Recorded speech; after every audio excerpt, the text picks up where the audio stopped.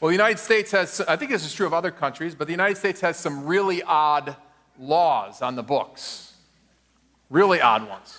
For example, in Arkansas, honking your horn near a sandwich shop after 9 p.m. against the law. In Topeka, Kansas, it is illegal to sing the alphabet on the street at night. A, B, C, D. Cuffs. And in our nation's capital, Washington, D.C., it is against the law to call another person a coward for refusing your challenge to them to accept a duel. Now, many of these laws like this have been removed over time, over the years, but some are still on the books, and some of those aren't really enforced anymore. But I think it's important to acknowledge their existence because they point to something about all of us as human beings. Namely, that we're inclined to focus on the letter of the law rather than the spirit of the law. That's what we're like as people. We tend to experience different situations, and then we don't like certain things, and we make rules so that we don't do those, or even laws that we don't do those. We try to stop like outward specific behaviors, which is not a bad goal at all. But it can result in some absurd laws that don't get to the heart of the matter. Like, what was the real issue honking your horn at night near a sandwich shop? What was going on? What was the heart of the problem? See, we tend to focus on the letter of the law rather than the spirit of the law. And that's what the religious leaders in Jesus' day were like, the Pharisees. They spent incredible energy on outward conformity in behavior to specific laws. In fact, they created new laws on top of God's laws to make sure that they never violated, they didn't have a chance even to violate one of God's laws. For example, spitting on the ground was strictly forbidden on the Sabbath in Jesus' day. Why? Because it might disturb the dirt, which would be considered plowing, which means you would have worked on the Sabbath. Swatting flies was also prohibited on the Sabbath because it was said to be a form of hunting, which was work. Some of us guys can relate to that. We're like, give me the fly swatter. I'm hunting. I'm getting this thing out of my house. Aren't you glad Jesus is different than religion like that? So glad. When he arrived on the scene in the first century, he told the religious people of the day, change your focus. He insisted that law-keeping is a matter of the heart. Focus on the spirit of the law, and then you will more than fulfill the letter of the law. As a king, Jesus isn't against the law. I mean, the king's role is to enforce law, and in his case, Jesus is also the legislator. He creates all the laws. He's also the judge. He's all of it in one. And in the Sermon on the Mount, he gave us his law. It's called commonly the law of Christ. It's the law of the king. What was read for us this morning, that's his law. And his overall instruction about this law is clear. It's that Jesus has commanded us to be more virtuous like God, and that's on the inside. The law of the king is to live by faith in him, to trust him in our heart of hearts, and to be changed from the inside out as a result, to genuinely become more like God in our character. So we're in the third message of an 8-week series called The Greatest Sermon Ever Preached. Obviously not about my sermons. It's about the series Sermon on the Mount. Jesus' really first main sermon, and many consider his best. We began by learning about the kingdom of heaven. He started it when he was on earth. He started his kingdom way back then, a couple thousand years ago. Anyone can become a citizen of this kingdom simply by faith. You say yes to Jesus in your heart that you want to follow this king. You turn from your old way of life and you turn to him and embrace him by faith, who he is, what he's done, and what he will do for you.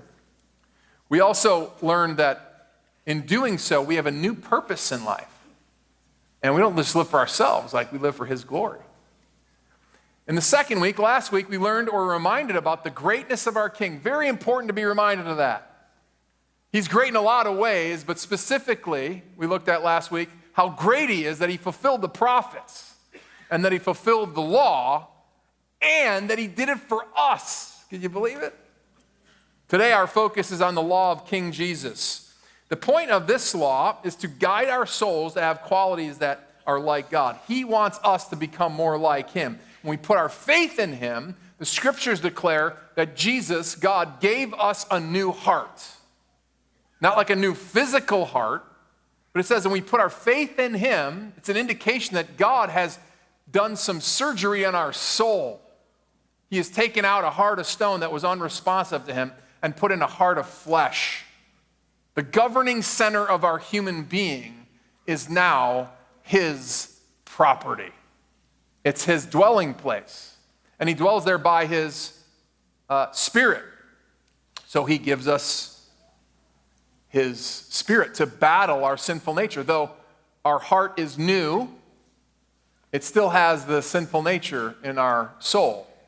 And so we have this battle going on. And that requires his power and also his direction, his law. In fact, the scriptures say that he has now written his law on our heart of hearts. Do you know why you know what to do? You know what to do. You know what you're supposed to do. Why is that? Because God himself has written something on your soul, his very law. And Matthew 5:21 through 48 describes this law. But even more than that, it contains 5 descriptions of the heart that Jesus is cultivating in you as a Christian and wants you to grow in as a Christian. So I want to show you these 5 descriptions. This is the kind of people that God wants us to be in here, inside. First, notice he wants us to have a peaceful heart. So God has made peace with us in Jesus. He wants us to have that inner peace that we all long for. He also wants us to have peace in our relationships. Look at Matthew 5:21 through 22. You have heard that it was said to those of old, you shall not murder, and whoever murders will be liable to judgment. But I say to you that everyone who is angry with his brother will be liable to judgment. Whoever insults his brother will be liable to the council, and whoever says, you fool, will be liable to the hell of fire. So Jesus started this explanation of his law by referring to that day's interpretation of the Old Testament law. He said, you have heard it said, but now I say to you, 6 times in these 5 verses. What does that mean, that phrase? Well, let's start with what it doesn't mean, because I think people do get confused on this. It doesn't mean that he was contradicting the Old Testament in any way. See, God is God. He never changes. The Old Testament is his word, and the New Testament is his word. God doesn't contradict God, so Jesus wasn't introducing a contradiction here. It also doesn't mean that he was making all sins equal, like murder is the same as getting angry, as the same as insulting someone. So if you get angry, you might as well just kill the guy. No, doesn't mean that. Or it doesn't mean that murderers should be treated the same in court as someone who loses their temper because they haven't had enough sleep. It's not what it means. And it also doesn't mean that the Pharisees thought murdering was bad and now God was like getting more hardcore. They were like, you shouldn't murder. And then God steps in the scene and said, you should never even get angry. He's like heightening the requirements to be right with him. He wasn't doing that in this sermon, I don't think. In the scriptures, as we read through the Gospels particularly, we see who Jesus is.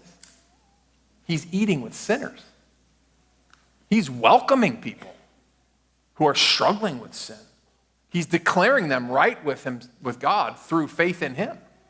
So this isn't about like a higher standard. He's like more hardcore. He's more severe in his condemnation. No, he's gracious. So what does it mean? Well, I think Jesus used this phrase, you have heard it said, now I say to you, not to contradict, not to make all sin the same, not to make it harder to be part of his kingdom, but rather to explain that his law is lived from the inside out. See, it's not merely about containing outward behavior and ignoring what's going on in the heart. Jesus made it clear that the root of all of our outward behavior is something going on inside. So the root of an outward sin like murder is a heart that's overflowing with anger. And refraining from homicide is, of course, good. Please refrain. But rooting out the anger that causes it is even better. Jesus wants us to have what? A peaceful heart, not just a lack of violence. He doesn't want this just external religion. He is in the business of transforming sinners. That's what he's doing in you. He's transforming your heart so that your life is transformed. And our motivation for letting him do that heart surgery on us in this way is Jesus himself. I mean, we're all sinners. We've all rebelled against God in various ways. But here's what God did. He became man. He died on a cross to make peace with us. See, the gospel is the key to you having a peaceful heart. Why shouldn't you be angry inside about that person? Why shouldn't you be angry inside about that situation you're going through? Why? Some of you are wondering, how can I not be angry? Why or how? Well, it's because God poured out all of his wrath for all of your sin upon Jesus. It makes no sense for those of us who have benefited from God's mercy through faith to be people who have wrathful hearts inside. And this is so important that Jesus said, if you know in your heart that someone else has something legitimate against you, you know in your heart, they know in their hearts, it's obviously common. He wants you to interrupt your worship to go and make it right. That's how much he wants you to have a peaceful heart. Look at verse 23 through 26. So if you are offering your gift at the altar, and there remember that your brother has something against you, leave your gift there before the altar and go. First be reconciled to your brother, and then come and offer your gift. Come to terms quickly with your accuser while you're going with him to court, lest your accuser hand you over to the judge, and the judge to the guard, and you be put in prison. Truly, I say to you, you'll never get out until you've paid the last penny. Now, this doesn't mean that you should try to be reconciled with everyone who has something against you. That's not what is being communicated here. Sometimes people have things against you that are totally irrational, that they're wrong in themselves, or that they're even sinful. This was about something that a person knew they did wrong, and the other person knew they did wrong against them, and there was agreement. It was obvious. That's what was going on here. Same is true of lawsuits mentioned there. Many lawsuits, are frivolous and predatory, aren't they? Like, we're sue happy. Not every lawsuit is legitimate. The one Jesus mentioned was. It was a legitimate debt that was unpaid. So in those cases with conflict and legitimate civil disagreement, Jesus said, do whatever it takes. Stop yourself from worshiping God even, and do everything you can for peace. Now, why would you do that? Why would you interrupt worship? In this case, it would be an extreme inconvenience. This was about worshiping in the temple. And if you lived in Galilee, it was like, hey, stop that, get up, go to Galilee, make it right, and then come back and offer your gift. I mean, incredible inconvenience. He said, that's how important it is. Now, why would you do that? Well, think about God. God did not wrong us in any way, shape, or form. Yet, he interrupted his God life to become man in Jesus Christ and make it right. He brought peace to us. Incredible. That's your motivation. That's your guide. That's what a peaceful heart is all about. That's what God's doing in us. That's what he's doing in you. That's what he wants to do in everybody. Second description of the heart that Jesus commands us to cultivate is he wants us to have a faithful heart. So a peaceful heart and a faithful heart. Again, a reflection of who he is. God's been faithful to us in Jesus. And he wants us to be faithful to him as a result and to be faithful with others. Look at verses 27 through 32.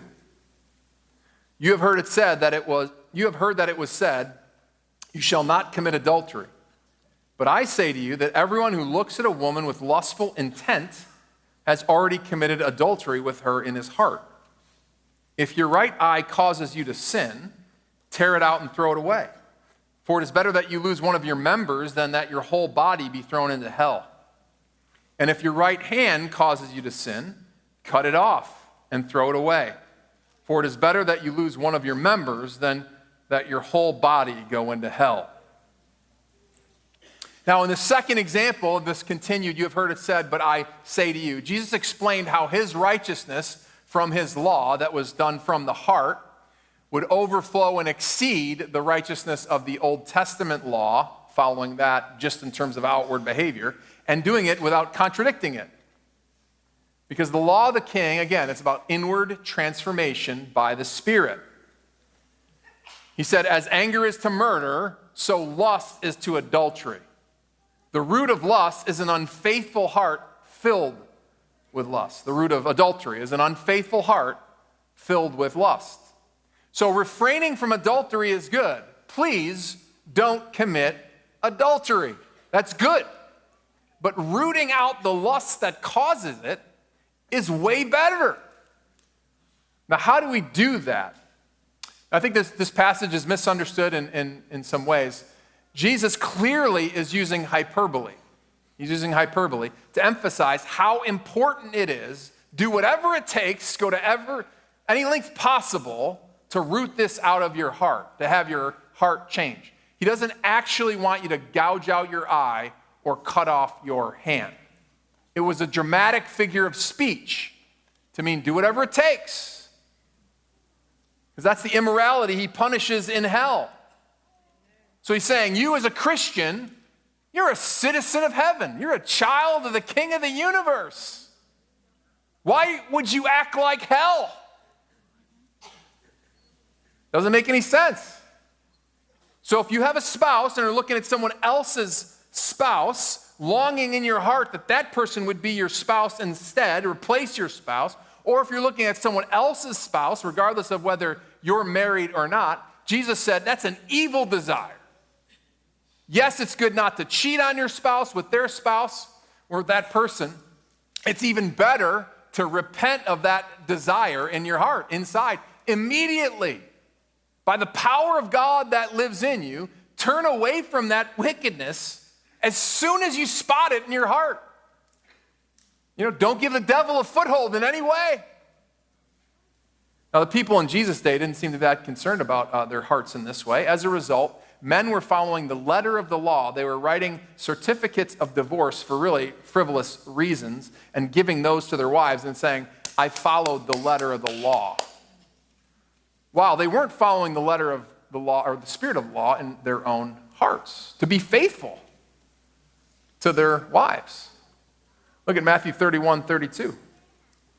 Chapter 5, again. It was also said, whoever divorces his wife, let him give her a certificate of divorce. But I say to you that everyone who divorces his wife, except on the ground of sexual immorality, makes her commit adultery. And whoever marries a divorced woman commits adultery. Now, it's so interesting to me that we read these words today. We can do this.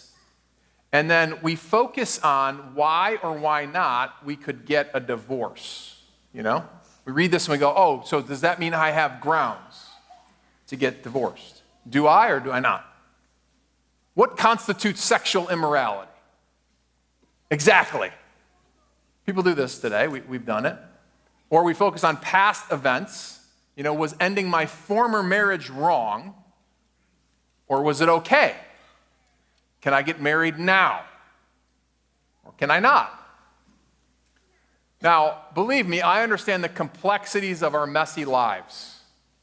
We are a mess. Let's just proclaim it in church. As a pastor, I know so much information about so many people. We are a mess. We have messy lives. It gets complex. So I understand that it's a mess, and I understand that we have a need at times for specific answers. No question about it. We do. But listen carefully to this. Jesus was correcting the tendency of the people back then to focus on the letter of the law instead of the spirit of the law. And how do we respond today? By focusing on the letter of the law instead of the spirit of the law. So hear his point. It seems to be clear, and it seems to be this. Wherever you are in life right now, have a faithful heart. You can't change the past. Quit living there. You know what you can do? You can live different today. You can plan to live different in the future, right? Focus on what you can do right now and who you are right now. Be full of faith towards God most of all, towards your spouse second, towards other people third. Now, someone might be wondering, how? Like, I just find in my heart, like I'm trying, but I can't. Or maybe another question would be, well, why? Well, think about God again. God has been so faithful to us. He's been so faithful to you, perfectly so. In the face of your unfaithfulness to him, he has remained faithful to you. May your heart, if it's hard in any way, be melted by the gospel and the truth of Jesus. I mean, how can you consider in your mind or let an immoral desire fester in your heart to break a covenant with your spouse when the holy God of the universe made an unbreakable covenant with a sinner like you in Jesus Christ? That's the force of the scripture. And it's meant to melt our heart. So do whatever it takes to be faithful. Because God's faithful to you. And you love him for it. May that overflow in your life. Do it as an act of worship. That's second. Third description is Jesus wants us to have a humble heart. So peaceful, faithful, humble. God's so humble with us, he wants us to be humble with other people. Look at verses 33 through 37. Again, you've heard that it was said to those of old, you shall not swear falsely, but shall perform to the Lord what you have sworn. But I say to you, do not take an oath at all, either by heaven, for it is the throne of God, or by the earth, for it is his footstool, or by Jerusalem, for it is the city of the great king. And do not take an oath by your head, for you cannot make one hair white or black. Let what you say be simply yes or no. Anything more than this comes from evil. So this section here, it's not about refraining from taking oaths that others are inviting you to take. It's not about that at all. It's rather about initiating an oath to reinforce to someone who's listening to you or you're in relationship with that you are surely going to do it. And there's an inherent arrogance in that Jesus wanted to root out in his day and root out in our hearts. Back then, there was a system of how binding an oath was the closer and closer it got to God. So the closer and closer you said, I swear to this, I swear to this, I swear to this, I swear to Jerusalem, I swear to God himself. Like the closer you got to God, it was more and more binding. Jesus sort of replies by like, hey, God's everywhere though. Like geography doesn't matter in this case. God's present everywhere. And he's also clearly communicating that we should be honest. You know, we have to have integrity. We can't have situational ethics. We should speak truth. That's part of the command. But it's deeper than honesty. That system for how binding an oath was focused on the person's ability and their morality rather than their humility. So a common modern phrase for us would be, I swear on my mother's grave, right? That would be a modern way to put this. I swear I will do that. I swear on my mother's grave. You see, there's an inherent moral pride in that kind of statement, isn't there? Like, I'm the kind of person who would not do my mother wrong. That's the kind of person I am. And I have the ability to do what I'm saying. And Jesus strongly corrects that tendency in us by calling that in us evil. Said we can't make a hair black or white. In other words, we're not powerful creatures. I can't even keep my hair intact here. This is coming out. And more than that, let's be honest and candid in church. We are the kind of people who do wrong to our mothers. We sin against everyone, even those we love the most. So tell people what you will do in humility, admitting, you're just giving it your best shot and saying, Lord willing, it'll happen. Why should we do that? Why is that the posture of our hearts? Why is that what God is working in us and wants us to cultivate in our own hearts? Well, because the all-powerful, almighty, all-knowing, ever-present God became a zygote in the womb of a virgin. He was born into a very lowly place. He walked on this planet as a Galilean fisherman turned rabbi, and then he was nailed to a cross to save sinners like us. I mean, God is humble. So may we not take pride in our words, on our accomplishments. We're nothing without him. So we boast in him. We give him praise. We lift him up. And as for us, it's our yes be yes, our no be no. Humble hearts. That's third. Number four, fourth description of the heart that Jesus commands in his law, is a generous heart. So God has given us Jesus, and he wants us to give like he gives. Look at Matthew 38:42, verses in chapter 5. You have heard that it was said, an eye for an eye and a tooth for a tooth. But I say to you, do not resist the one who's evil. If anyone slaps you on the right cheek, turn to him the other also. And if anyone would sue you and take your tunic, let him have your cloak as well. And if anyone forces you to go 1 mile, go with him 2 miles. Give to the one who begs from you, and do not refuse the one who would borrow from you. I think these verses as well have contained some misunderstanding in the way we have taught them, perhaps.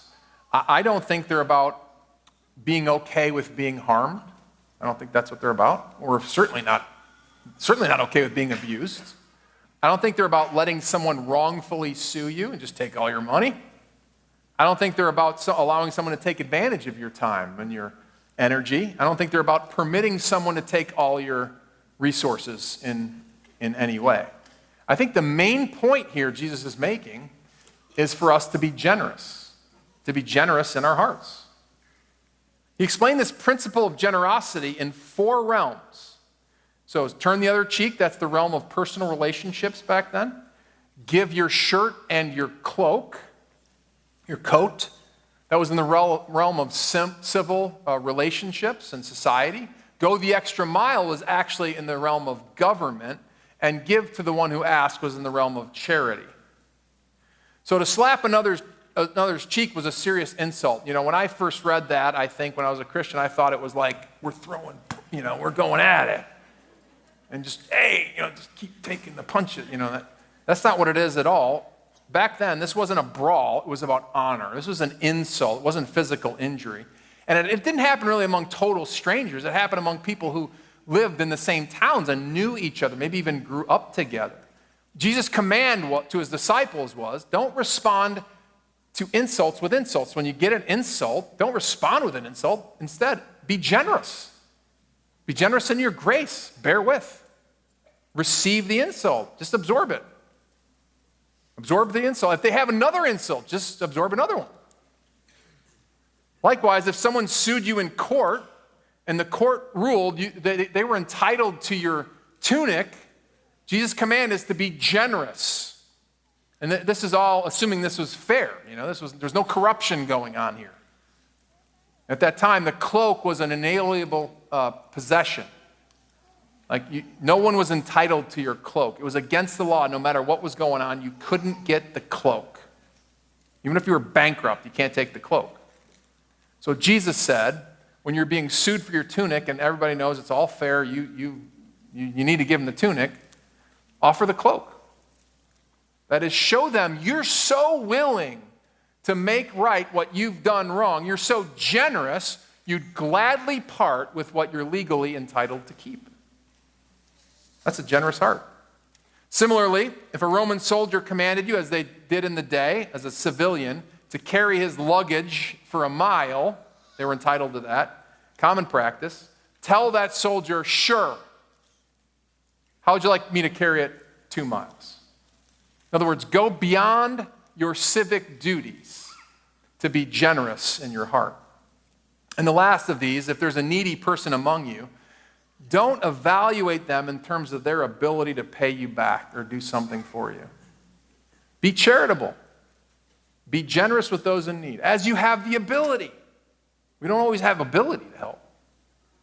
And when it's a genuine need, a lot of times it's not a genuine need. You know this. This doesn't mean everybody who asks for something, you give it to them. I mean, you should evaluate the need. Is it a legitimate need? Is it someone you know, right? Is it you're sure? In those situations, in situations that you're giving charity, don't discriminate. Because that's the way God has treated us in Jesus. That's our motivation.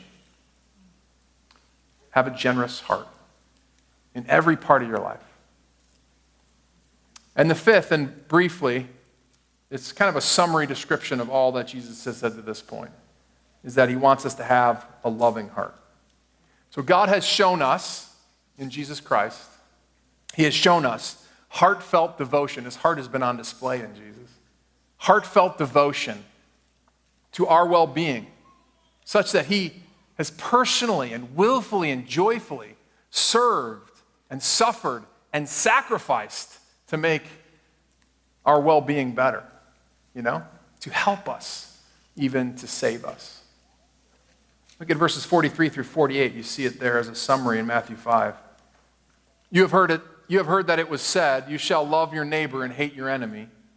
But I say to you, love your enemies and pray for those who persecute you, so that you may be sons of your Father who is in heaven. For he makes his sun rise on the evil and on the good, and sends rain on the just and on the unjust.